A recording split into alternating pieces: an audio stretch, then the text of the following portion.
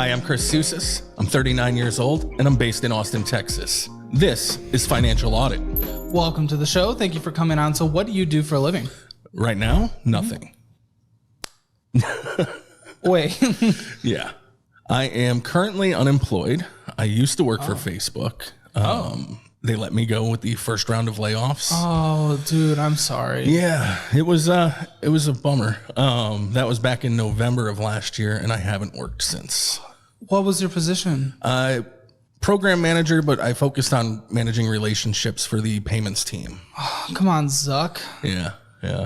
Well, that sucks. I'm sorry. I know the tech market got hammered with some layoffs, and I'm very curious what that market's going to do because tech stocks have done very well this year so far. I'm curious if they're going to start making up some of those positions again, but a lot of them said they overhired, but whatever. You've been applying to a bunch of program manager jobs? Not specifically. So I took some time. I struggle with mental health too. So when I was let go, I was actually on a medical leave. Okay. So I took some time to kind of try and get back on top of my mental health. And then when I started applying for jobs, it's been probably 3 or 4 months of regular applying, and I've had zero luck. You don't have to tell us by any means, but if you want to, do you want to go into your mental health and what that might be? Absolutely. Yes. I've struggled with depression and anxiety my entire life since literally single digits. Yeah. I had an attempt in high school. Oh, wow. And then just kind of dealt with it for a long time. In 2016, it was getting bad again, and I went to see a therapist who told me in order to continue seeing her, I'd need to be dairy-free, gluten-free, sugar-free. What the? Drink half my weight in ounces of water every day. Walk a mile or two every day. It was preposterous, but it made me feel like I wasn't even good enough for therapy. Like I had to do all this to get there. Therapist? I didn't. I was really crushed by that. And, she sounds like they sound like interesting. Yeah, for sure. I've been to quite a few therapists. I've never experienced that. This was by far the worst I've encountered. And so I spent the next couple of months just kind of like tolerating it. And then in September of 2016, a confluence of events, just advice from friends and being tipped off about the Whole30 workout and a bunch of other stuff. I started working out, and I lost 100 pounds in the course of like 10 months and found a new, got promoted, and things were going great. Yeah. Ended up dating a girl that I had been in love with for years, and we were together for maybe a year and a half, and then she broke up with me.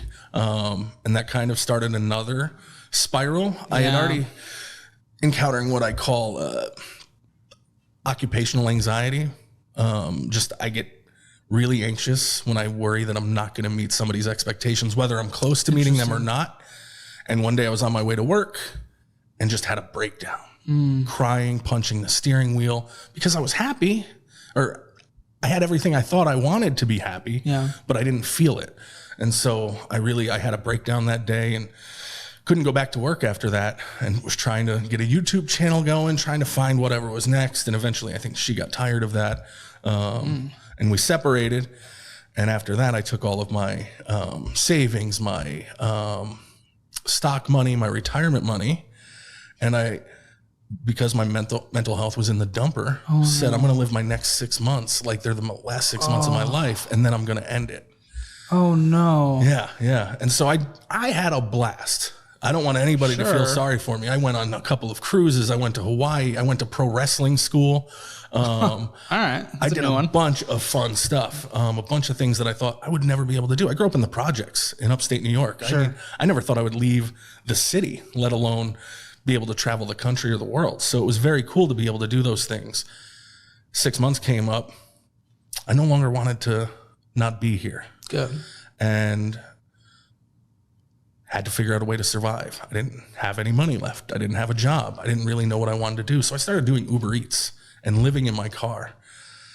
I would park my car at night at... How long ago was this? This was 2019. Okay. I would park my car at night at truck stops, Love's or Pilot or Flying J, because you're not going to draw as much attention there.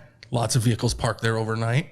They have showers, food, bathrooms, always clean. So it was like...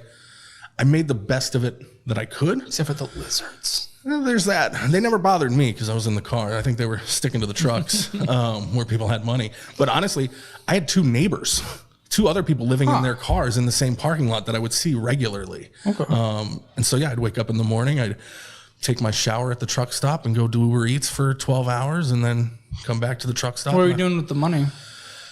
Putting gas in the car, food. Wasn't really making much. And then there's the maintenance. I blew a tire. For a while, I'm a big wrestling fan. So for a while, the only thing I was doing, aside from Uber Eats, is I would kind of pool my money for the week and then go see a wrestling show. Interesting. That week, just because it was like, I need something to keep me kind of going. And then one morning I woke up at the truck stop to an email from Facebook saying, hey, would you like to talk about this opening we have? I was like, of course, I thought it was a scam. I reached out to a couple of friends and was like, did you put them up to this? Did you mention my name? And it was just, they found my LinkedIn, said, hey, let's talk to them. And I was able to secure that job. I went from being homeless to making $108,000 almost overnight. Yeah. It was a blessing. It was amazing. I mean, they flew me down here to Austin for my interview on Halloween 2019. Oh, so at that point you were in New York. Yeah. Okay. Yeah. That was the first time I'd spent, the first night I'd spent in a bed in probably 2 months at that point. And, I didn't tell them that. Who's going to hire a guy who's living in his car? But somehow, I took video interviews from my car and they flew me down. I got the job. They put me up for a month. Things were going well. Found an apartment downtown. Pandemic hits.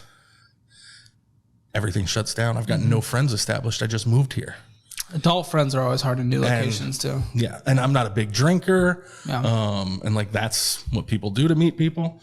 So I became very isolated, and that's where my mental health struggles kind of led me to over the last couple of years, where I don't know anybody here. So I don't leave home, and then I put all the weight back on. And so now I feel, gross, and don't want to be seen in public unless I'm with people. So to be clear, you are not gross. Thank you. Yeah. I appreciate that. Like objectively. Well, and that's the thing with mental health, right? Is nobody's telling me these things. No. It's me telling me these things, I've always felt like, people think I'm a piece of shit.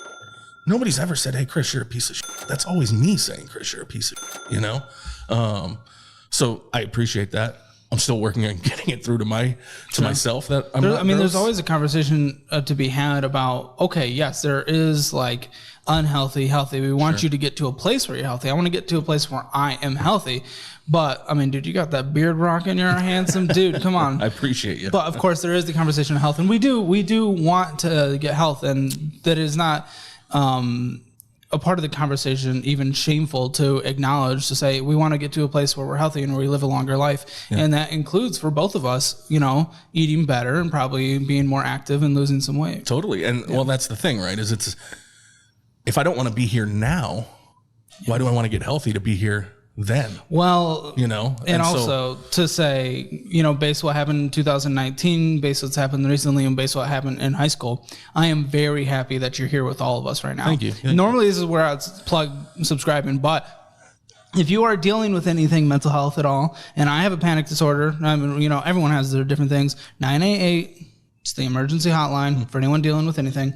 So definitely reach out to 988 if you are just 988. 988. I didn't know that. It's I think it's about a year old almost. That's awesome. Yeah, so that's the emergency mental health hotline. That's good to know. Yeah, and it actually connects you with like a regional place based on your own thing too. Wow. So it's not just some person thousands of miles away. Right. Yeah. Which helps, but. I am very glad that you're here with all of us today, and I'm very glad that, you never went through with anything. That's, very just, I'm happy for that. Appreciate that.